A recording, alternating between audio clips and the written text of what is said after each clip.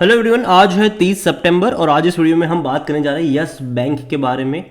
देखिए 17 रुपए का ये शेयर है और कुछ दिनों से इसी लेवल के आसपास है। हालांकि बीच में अगर थोड़ी बहुत तेज़ी दिखाता भी है तो वापस से यहाँ पर गिरावट देखने को मिल जाती है। बातचीत करेंगे इस वीडियो में कि चल क्या रहा है, यहाँ पर मौके बन भी रहे हैं कि नहीं, बनेंगे तो कहाँ पर बनेंगे और बाजार का क्या मूड है।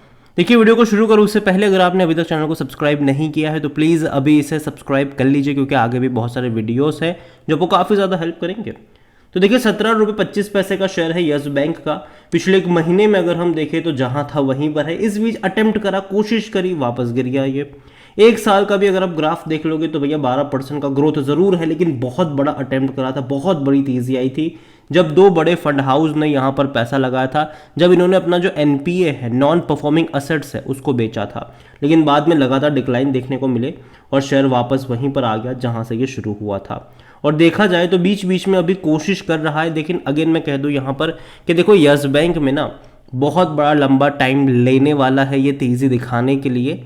मतलब कि अगर आप निवेश कर रहे हो तो आपका अनरियलिस्टिक अप्रोच यहाँ पर नहीं होना चाहिए कि भैया पैसा डबल हो जाए मेरा, ऐसा नहीं होना चाहिए। अगर आप इस अंदेशे से आ रहे हो तो भैया मत ही आओ। लेकिन अगर आपका जो अप्रोच है वो ये है कि साल का 15% के आसपास का मुझे यहाँ पर रिटर्न मिल जाएगा तो यहाँ पर एंट्री कर सकते हो। लेकिन हाँ, कहाँ पर एंट्री करनी है वो भी ज़रूरी है, बातचीत करेंगे उसके बारे में। अभी हाल फिलहाल में यस बैंक में थोड़ा सा जो डिक्लाइन शुरू हुआ है उसकी सबसे बड़ी वजह यहाँ पर यह भी है कि यस सिक्योरिटीज़ में यस बैंक जो है वो 100 करोड़ रुपए से शेयर्स खरीद रहे हैं। यहाँ पर अगर आप देखोगे तो खबर कुछ इस तरीके से है कि शेयर ऑफ यस बैंक जो कि 1% डिक्लाइन आया था 29 सितंबर को, क्योंकि इन्होंने फैसला लिया है कि 1.80 करोड़ शेयर्स जो है यस सिक्योरिटीज़ के पर शेयर 55.75 रुपीज़ पर शेयर की कीमत से वो तकरीबन 100 करोड़ रुपए में खरीदने वाले हैं 1.80 करोड़ शेयर्स।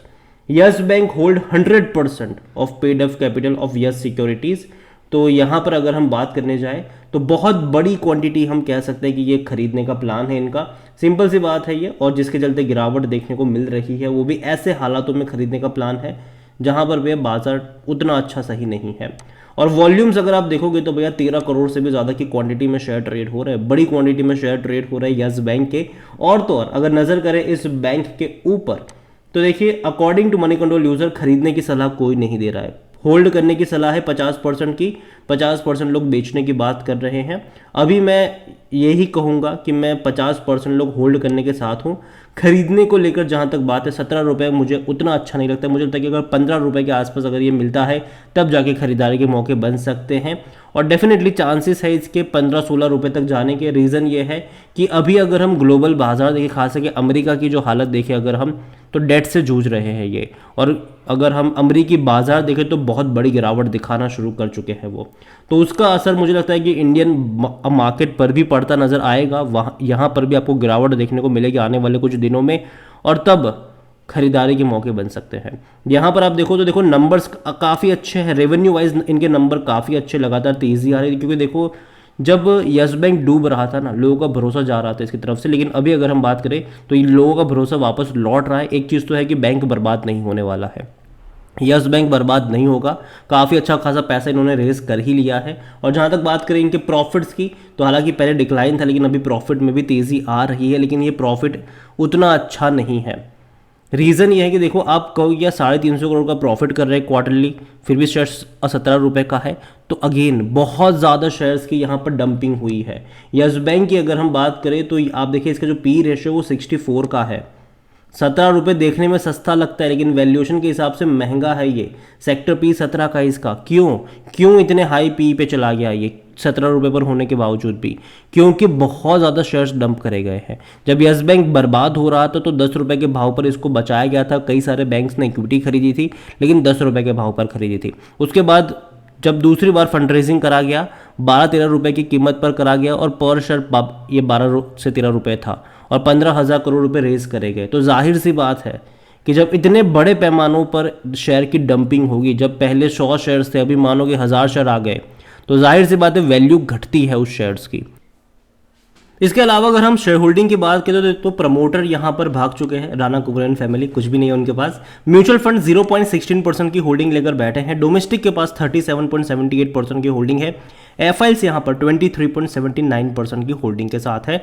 रिटेल और अदर की मिलाकर होल्डिंग जो है वो 38.26% है, जिनमें से रिटेल इन्वेस्टर 22.34% की होल्डिंग लेकर बैठे हैं। देखिए ओवरऑल यस बैंक खराब बैंक अभी नहीं है, ठीक है। 2020 में हालत बहुत ज़्यादा खराब हुई थी, 2 साल 3 साल काफ़ी खराब रहे इनके लिए उसके बाद, लेकिन धीरे धीरे अभी अगर हम बात करने जाए तो शेयर्स इतने ज़्यादा डंप हो चुके हैं यहाँ पर कि जो वैल्यू है शेयर की वो गिर चुकी है। लेकिन टाइम लगेगा, बहुत टाइम लगेगा यहाँ पर इसको रिकवर करने में। और अभी जिस तरीके से यूएस में दिक्कतें बढ़ रही है, मुझे लगता है कि उसका असर जो है वो शायद अगले हफ्ते इंडियन बाज़ारों पर भी देखने को पड़ेगा, लेकिन वो टेम्पररी होगा, एक हफ्ते का कांड मुझे लगता है कि वो होगा।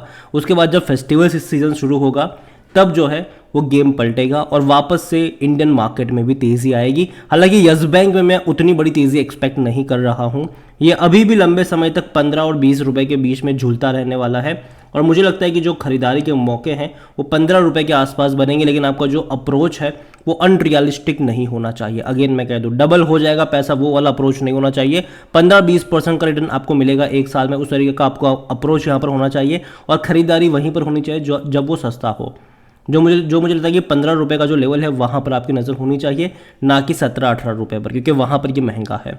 बाकी मर्जी आपकी है। वीडियो को यहीं पे एंड करूँगा। पसंद आया हो तो लाइक करो, शेयर करो। चैनल अगर पहले बार आए तो प्लीज़ सब्सक्राइब करें। और यस बैंक के बारे में आप क्या सोचते हैं वो भी आप मुझे कमेंट में लिख के बता सकते हैं। Thank you.